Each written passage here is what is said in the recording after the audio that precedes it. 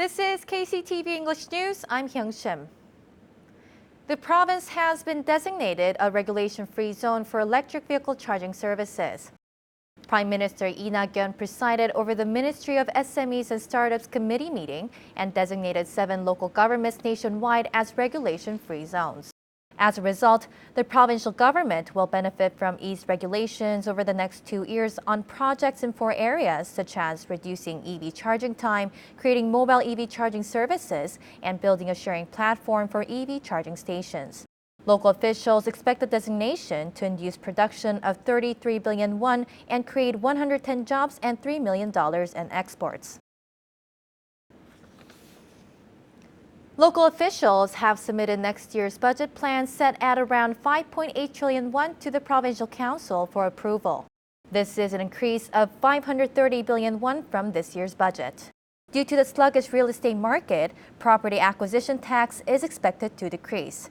However, local consumption tax is expected to increase as Seoul is pushing towards fiscal decentralization. Also, the province expects a boost in extra income. By sector, the local government has set aside 1.26 trillion won for social welfare, which is the largest amount so far to expand basic pension and job openings for senior citizens. In addition, the provincial government will inject 97.4 billion won to compensate appropriated land use for long-delayed public projects. Officials will invest 26.8 billion won to install additional surveillance cameras and streetlights to enhance safety.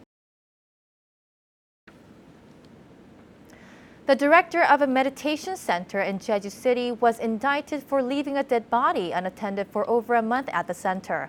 The Jeju District Prosecutor's Office convicted the 58-year-old director, surnamed Hong, for allegedly disposing and concealing the body. Hong is accused of not taking any action when the 57-year-old man, surnamed Kim, lost consciousness while meditating, thus leading to his death at the meditation center on September 1st. Local prosecutors are also investigating 5 employees at the center. Jeju City is operating a food waste disposal system in 5 Ub and Myeon administrative districts from yesterday. Jeju City officials reached an agreement with Bonggae-dong residents last Friday. Thus, collected food waste from rural areas will be processed at a food waste disposal facility at the landfill site in Bonggae-dong. The Jeju Municipal Office invested 2.7 billion won to install 800 food waste-only recycling bins at clean house collection stations located in 5 Ub and Myeon administrative districts, including Guja-ub and Aewol-ub. Municipal officials are planning to dispatch 350 people to promote and help residents use the waste disposal system.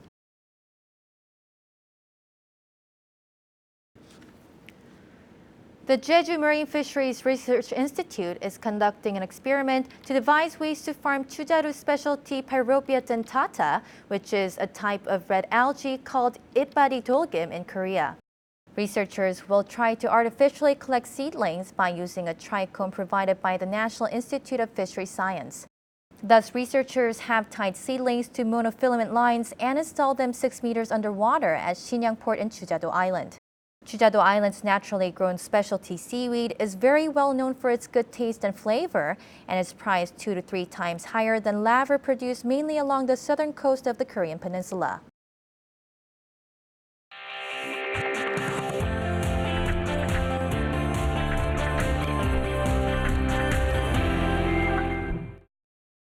This week on Jeju A to Z, Ta Thacker takes a brief look at the craft of making traditional hats, or kat in Korean, which until the 1960s was fast being forgotten. Jeju has its own exhibition hall dedicated to educating future generations about this art. If you're a fan of Korean historical dramas on TV, then you'll be familiar with the wide-brimmed, black cylindrical hats worn by many of the male protagonists. The gat is made of thin, interwoven strips of bamboo, silk, and horsehair. It was symbolic of one's social status, limited to middle or upper-class married men right through to the end of the Joseon dynasty. Thanks to local artisan Jang Soon-ja, Jeju has its own exhibition hall in Gyorye Village, which is dedicated to the ancient craft. Jang, who was designated an honorary master of gat making in 2009, donated the land for the gat exhibition hall. It was built in cooperation with the Cultural Heritage Administration and Jeju Special Self-Governing Province. This is a comprehensive and informative educational resource for young and old. Displays walk visitors through the process of how these intricate handmade items are constructed. Making a single gat can take months of painstaking work. The brim alone can be made up of 360 finely cut and woven bamboo threads. Visitors to the hall can watch a video of a master craftsman at work and then try it themselves in an experience room workshop. In the first part of the 20th century, the gat was in danger of being lost forever, rejected and banned during the social and political upheaval of that time. Thanks to government recognition in 1964 and the dedication of people like Master Zhang, this artistic skill and legacy has another chance to be a treasured, lasting cultural heritage. Todd Thacker, KCTV.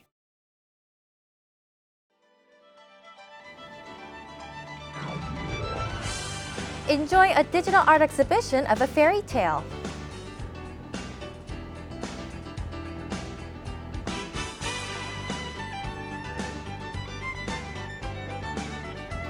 Contemporary artwork selected by domestic and foreign galleries will be displayed at Art Jeju 2019.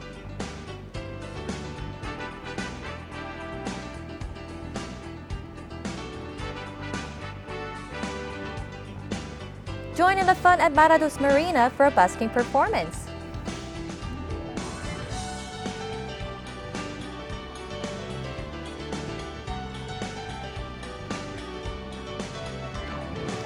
Visitors to Boserpo Extreme South Yellowtail Festival can try catching a yellowtail with bare hands.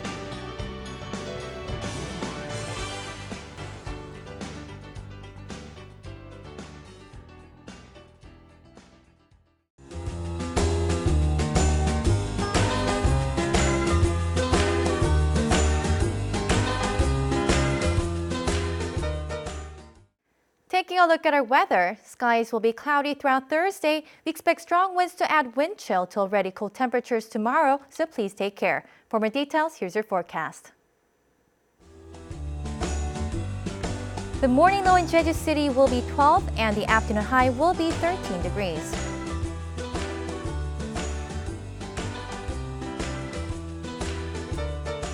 Down south in Seogwipo, we expect a low at 11 in the morning and a high at 15 in the afternoon.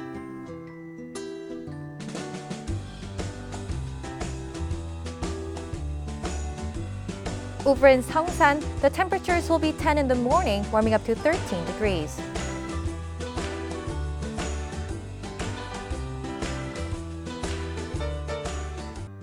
Across the island in Kosan, we expect a low of 12 and a high of 13 degrees.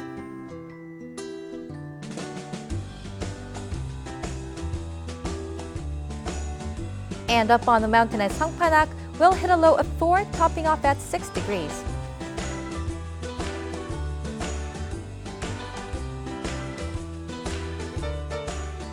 Out on the water, winds will be out of the northwest and north at a speed of 10 to 60 meters per second, with seas between 2 and 4 meters.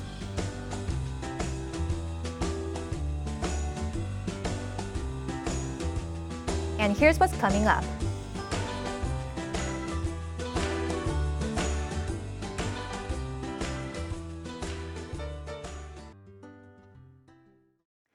Thanks for tuning in today at KCTV English News. Please follow us on YouTube at KCTV E-News Jeju and on KCTV's beauty service. Have a pleasant evening.